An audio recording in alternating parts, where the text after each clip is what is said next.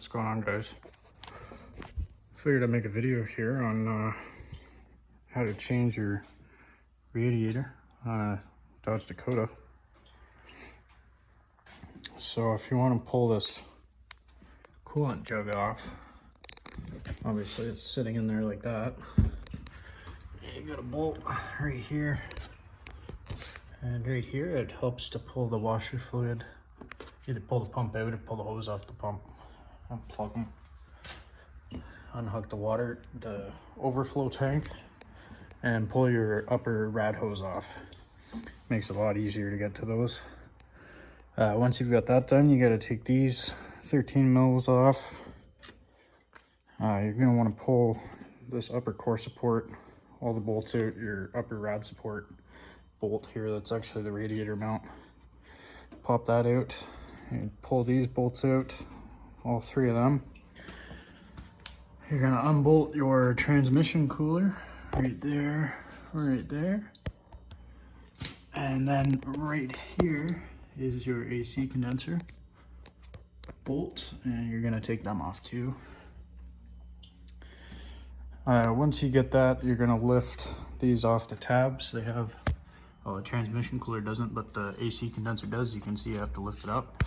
So you lift the condenser up and get that unhinged from the radiator, and then we'll get this off and I'll show you. You'll be able to lift the radiator straight up, because obviously if you pull it out like this, like a lot of videos tell you to do, you have to drop the freon, and I just redid all mine. So I don't really want to do that. I mean, I can, but I don't want to. So,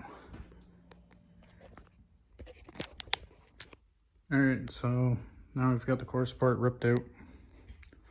It's probably a good idea you take your battery out, just so you don't short it out. You could put a rag or something on top, but anyways, now you can see everything's loose.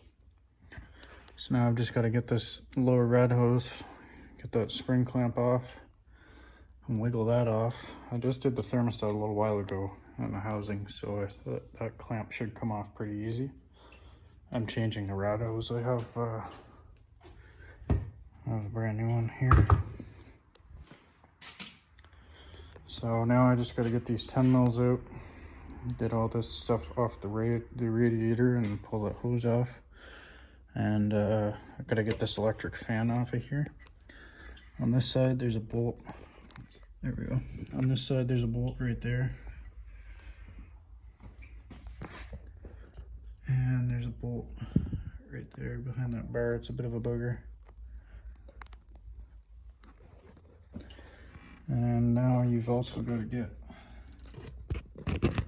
way down there to the corner of the rod. That's your fan shroud, and that's your electric fan. And your other fan shroud bolt is right there. Looks like mine's gonna be a real joy.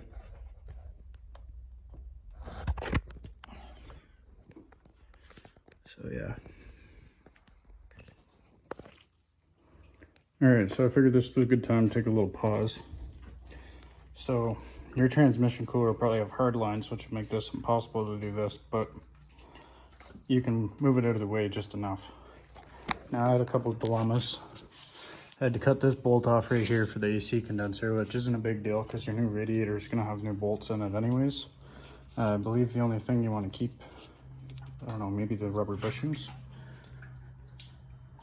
You want to change them though. That bolt down there snapped too. The only ones I got out was for the transmission cooler.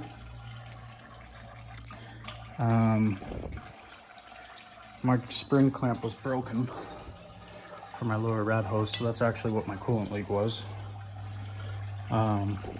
There's just no clamp on this, but I'm gonna change the hose anyways and change the radiator, just because this radiator's been in here since factory, so it actually looks to be in pretty good shape, but I'm just gonna change it because the casings are plastic, so they do get brittle over time. I'd like to change it, and I'm not using any of this transmission cooler stuff, so I went ahead and I took the bar out right here. It's just a couple 13 mils. Just right there, up in the fender. So you just zoink those out and that comes right out of your way. All my bolts are stuck for the electronic fan and for the fan shrouds. So I'm gonna have to unplug the fan and figure out a workaround around that, but I'm just gonna pull it all in one shot. So